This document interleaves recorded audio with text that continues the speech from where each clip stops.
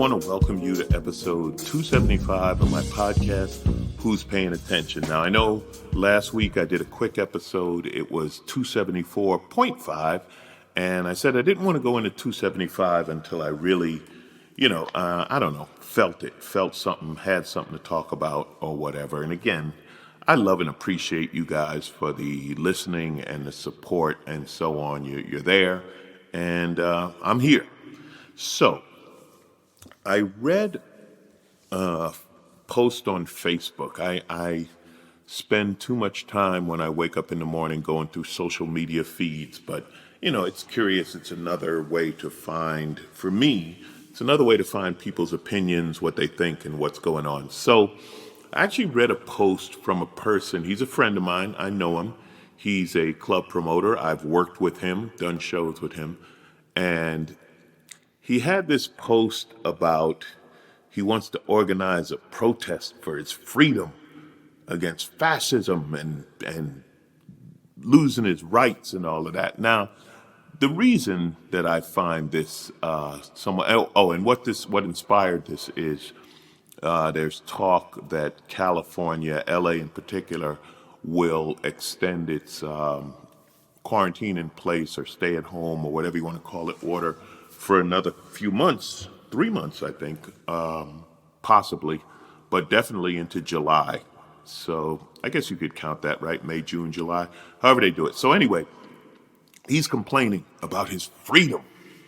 Now here's my problem with these people. And yes, he is a white male. And yes, that does make a difference because this concept of freedom, okay, this perception of people losing their freedom comes from people who have no concept of the threat of losing their freedom.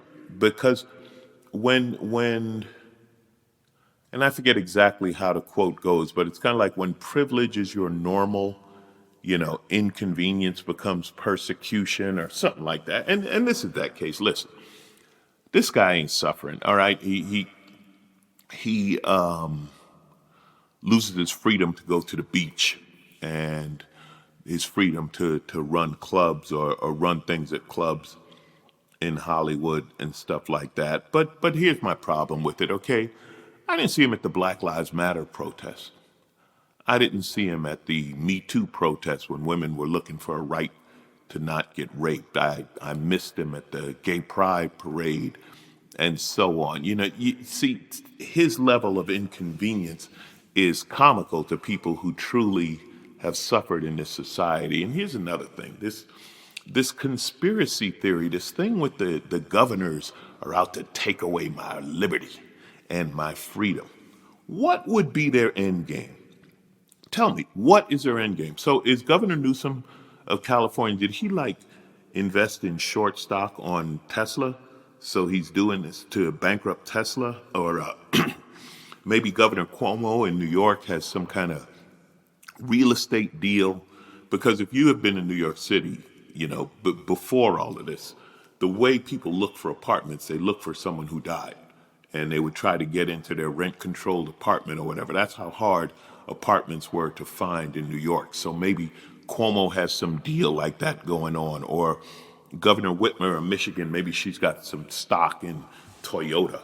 So she's going to destroy the auto industry. I mean, really, what would be their end game in this other than trying to protect people and trying to slow the spread of this virus?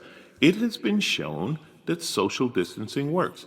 Now, you can argue that some places in Florida and Georgia have opened and the numbers have been stable or even gone down, but you have to look at rural areas versus congested areas. Big cities, LA, New York, Detroit, San Francisco, are the population density is the reason you need social distancing. This is what people are doing and people are trying to do.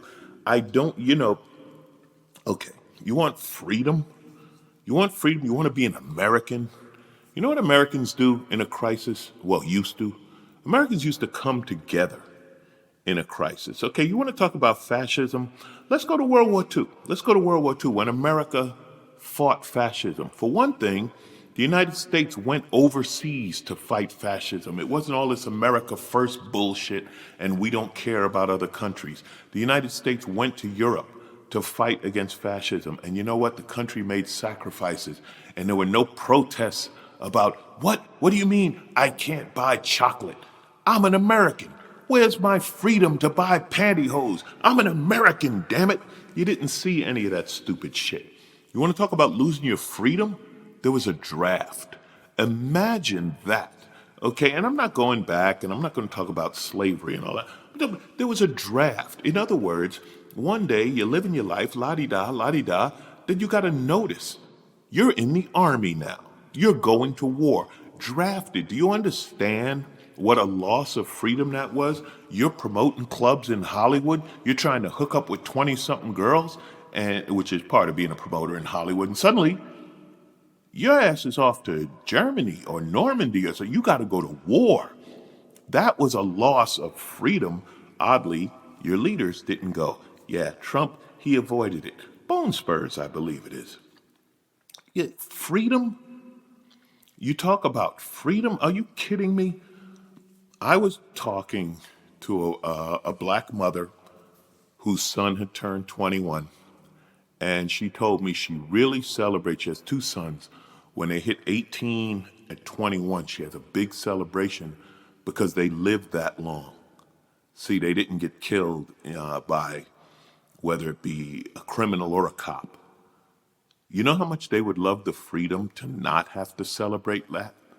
That would be freedom. Here's another thing for these super patriots, these Americans. America, freedom, some bitch, America. Yeah, here's another thing. Here's another thing that's American. Ingenuity, okay? Ingenuity. Times change. And I'm going to talk because this guy, he inspired it because I know he's a promoter and he does comedy shows, right? So now, and some of you were great enough to buy tickets and listen. I did a virtual comedy club called the Nowhere Comedy Club. The Laugh Factory does live streams.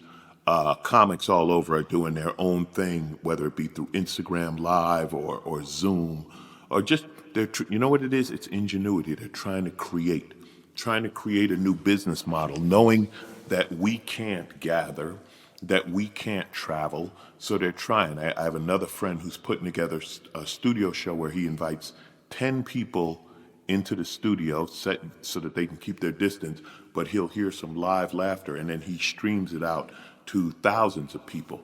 People are talking about doing outdoor shows where you could safely social distance and have a stage.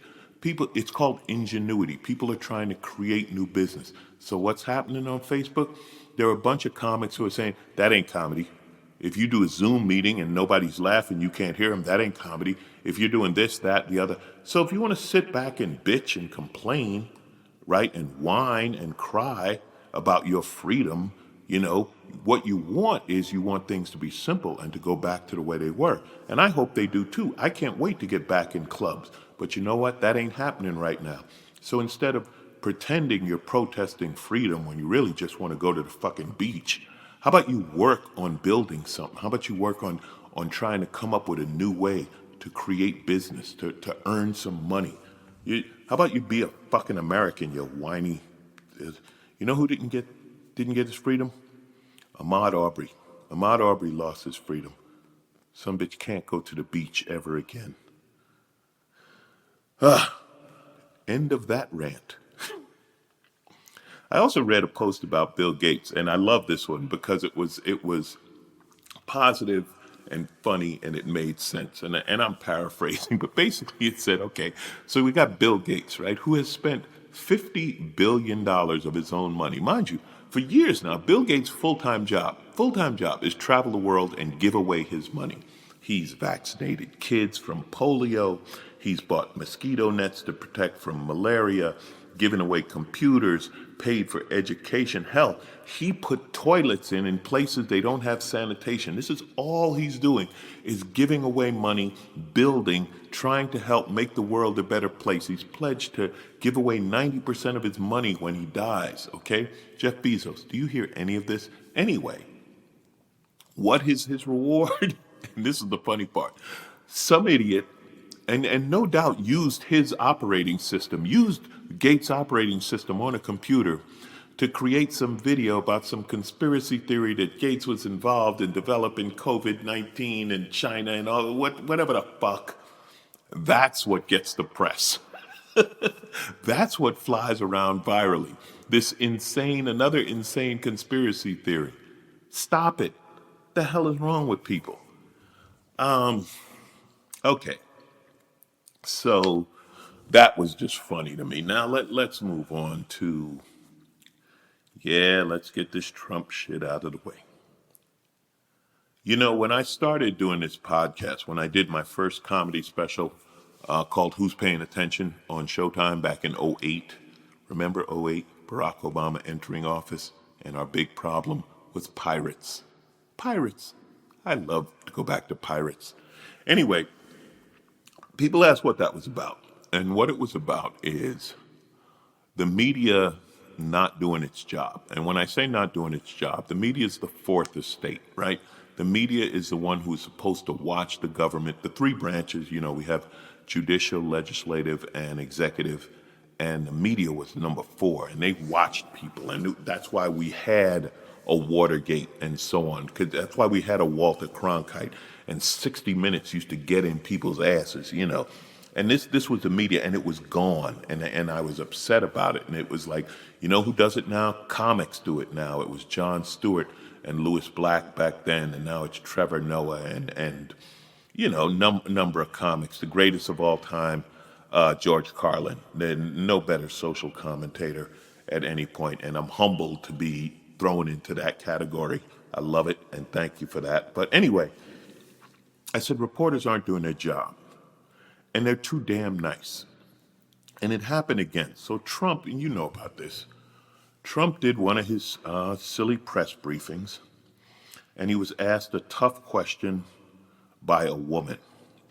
Weijia Zhang, a White House correspondent for CBS News, asked the president why he repeatedly claims, and by the way, this isn't true, but he keeps saying that the U.S. is far better than any country in the world and in testing and treating the virus and so on.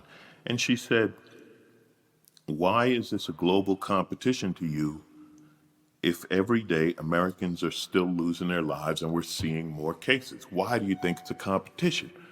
And Trump says, ask China. Don't ask me, ask China. He said that to a woman of Asian descent who turns out is Chinese. And there's outrage, and the media's outraged. But you know what they didn't call it? They didn't call it racism. And then Caitlin Collins asked a follow-up question. Well, she wanted to give her time to Zhang, to ask again why, because Zhang said, why are you saying that to me? Why are you saying that to me specifically? And Trump's like, I'm not saying it specifically to anybody, although he was talking to her. He said, she asked a nasty question. Because that's what women do. They ask nasty questions. And Caitlin Collins tried to support her and give her time to ask the same question or ask something else. And Trump blew her off and ended the press conference in a huff. And the media was outraged. And the next day they said, we're outraged. But nobody called him a racist. Nobody called it misogynistic. They specifically don't use those words. And that's why I call bullshit on the media. That is a racist, misogynistic thing to do. He did it to a black reporter when she asked a question and he said, why don't you, are you friends with the Congressional Black Caucus? And we've seen how he treats women in the press pool. Your question is nasty. You are mean. I'm going to pout and go back and not answer any more questions like a fucking baby. But nobody calls him out. And that's my problem with the media. Call it what it is. We're all looking right at it. If he does something racist, call it racist, because that's what it is. Now, in defense of the press, because I'm not anti-press by any means, they do a good job, at times. And there's a reporter from the Washington Post named Philip Rucker who did a great job. Now, I don't know if you've heard about Obamagate. Last Sunday, on Mother's Day, Trump spent the day tweeting about Obamagate. Obama's guilty of crimes and more crimes than you could ever know, and the biggest crimes in history, and more is going to come out, and blah, blah, blah. Obamagate's been going on for a long time. It's a quote from Trump. It's been going on from even before I got elected. It's a disgrace that it happened. And if you look at what's going on and you look now, all this information is being blah, blah, blah, blah. So Philip Rucker asked a simple question. He said, in your Mother's Day in your Mother's Day tweet, you appear to accuse Barack Obama of the biggest political crime in American history by far. What crime are you accusing President Obama of committing? That's all.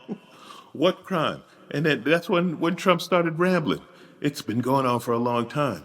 Obamagate's the biggest thing ever, and everyone knows about it except, your paper won't report it, but everyone. It's the Obama. See, he Obamagated when if it wasn't real, it would be funny. Do you know how hard it is for Saturday Night Live to parody some stupid shit like that? They have to make that funny. They have to come up with something funnier than Trump's bullshit answer. Now, the problem with Trump's bullshit answer is, of course, it's believed by millions of little Trumpies. Little Trumpies like, yeah, Obamagate, because that's all they needed. They just need, you put the word gate after anything and away they go, right? Now they have something to run with. Again, with Trump, where you can't make this up. You can't make it any funnier. I tweeted about this. So Ivanka Trump's assistant and Pence's, or one of his press people or whatever, they tested positive for the virus. And Trump tweeted that this is why you can't trust testing. You can't trust testing because one day she's fine and she tested negative, and then the next day something happened and she tested positive. Well, stupid, it wasn't the test. She got infected. See, that's how it works. If you're a friend of Donald Trump, just call him and tell him for me, because I can't get in touch with him. Tell him for me that that's how it works. See, the test is negative, then you get infected, and then the test is positive. That's what happened. It's like pregnancy. See, the pregnancy test is negative, then you have sex, and then it's positive, and something happened. See, what happened was you had sex. That's how babies are made, you idiot. So that's what happened. And I know there's a lot of people who are saying, why was it Ivanka Trump's assistant and not Ivanka Trump? And I will simply say, because unfortunately, karma doesn't work that way. Karma is just not that good to us. But there's a lot of people around the White House testing positive. There are a dozen Secret Service agents and so on and so forth. But it's good that they don't wear those masks, because that'll show that you're free and American. Okay? Make it funnier. Make it funnier. She tested negative, then something happened, and she tested positive. Now, in a little bit of story about the ultimate Karen in a world of Karens, Shelley Luther, you may have heard that name. Shelley Luther had the hair salon in Dallas, and she was put in jail because she didn't shut it down. She kept running the hair salon because she had to feed her family. She's got to feed her family, for God's sake. So she went to jail, supposedly for 7 days. The governor let her out after 3 or 4 days. The lieutenant governor paid her fine. I think Ted Cruz had her cut his hair, and she's good American. She's suffering. Well, it turns out a couple of days before she was arrested and opened the thing and the salon and so on, she received $18,000 in stimulus funds. She got $18,000 from the Payroll Protection Program, the PPP, and the money was put into her account. And she said, well, I didn't know what that money was for. I didn't know where that money came from. She thought the money fairy dropped $18,000 in her account. Yes, she applied for the money, and she was given the money by the government, and that money is supposed to cover payroll for your business when your business isn't running. But she didn't know that. She didn't know that she could pay herself, because it's her own business and she's an employee. She could pay her. No, that money, I don't know. So I had to stay open to feed my family. Now, Why do we call him Karen? Why do we talk about a privileged white woman just totally taking advantage of it? Because imagine if this woman was black or Latinx. Imagine she got $18,000 of government money and kept running her business. And first of all, if she was a woman of color, she wouldn't have got out of jail. She'd be in jail. And then she would become a quote, welfare queen or a fraudster ripping off the government. She'd be charged with fraud and that jail sentence would be lengthened. That's the difference, Karen. See, Karen, that's why you're a Karen. Because you think you did nothing wrong. You're okay. You're like Lori Loughlin with the college thing, who thought that the case should be dropped because there's a coronavirus. So, the fact that I defrauded the universities, we shouldn't even care about that. Judge didn't go for it, but nice try, Lori. I mean Karen or Lori, whatever your name is. This is some Karen shit right here. Okay, you took the government money and you stayed open in spite of the state order, and you ran your business, and the governor let you out, and the lieutenant governor paid your fine, and you're sitting up there like, oh, what did I do wrong? I don't know where that money came from. It was from the money fairy. God bless you. It's good the money fairy's friends are Karen. Now, let's go to the opposite of Karen. You want to know what the polar opposite of a Karen is? Celia Marcos. Celia Marcos is a nurse at Hollywood Presbyterian Medical Center, and a man with COVID-19 stopped breathing.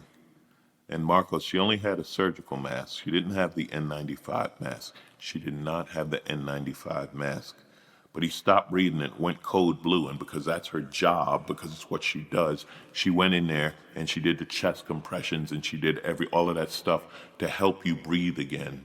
And he breathed on her and maybe some spit or whatever it was. She's dead. 14 days later, 14 days after saving his life, she's dead because she didn't have the proper mask. And of course, Hollywood Presbyterian saying, well, we did have the mask, and the masks were locked away, and we give the PPE and all bullshit, right, protecting themselves.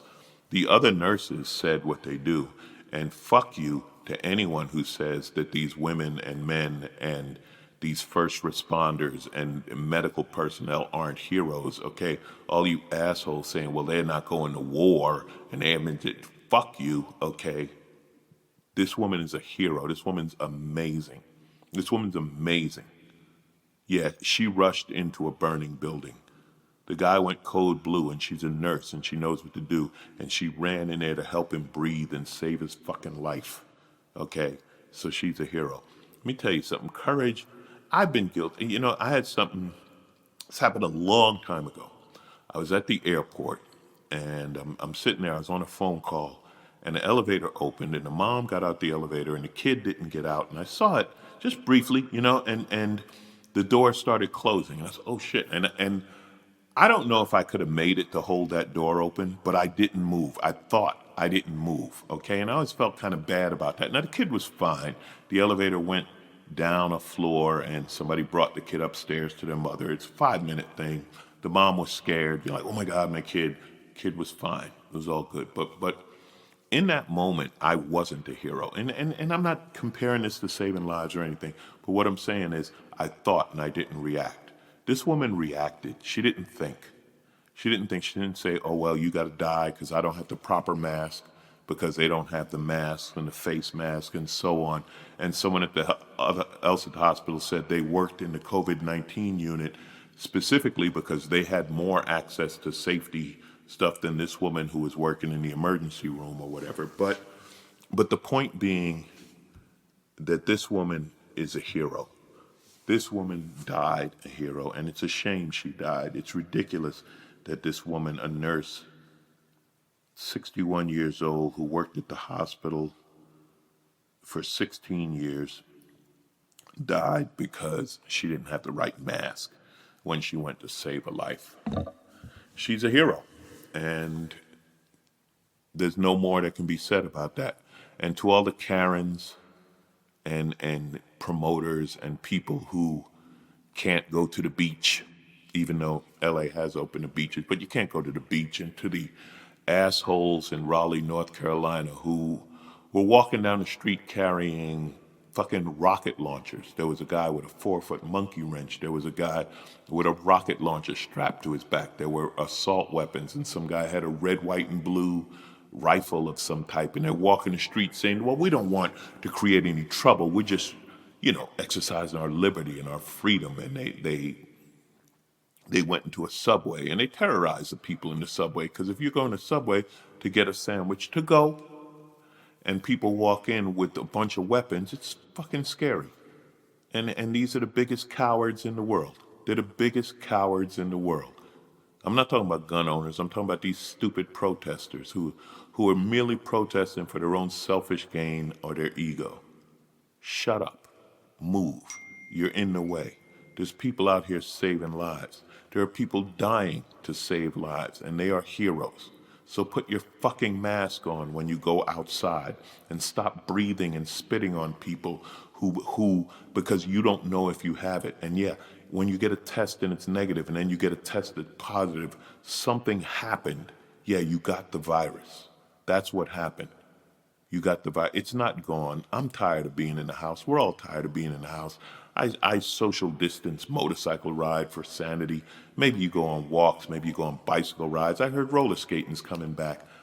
A lot of people are out of work, and I feel for you. Yeah, I'm lucky enough that I'm doing okay. I'm making a little money and so on. And I'm not saying that that's okay.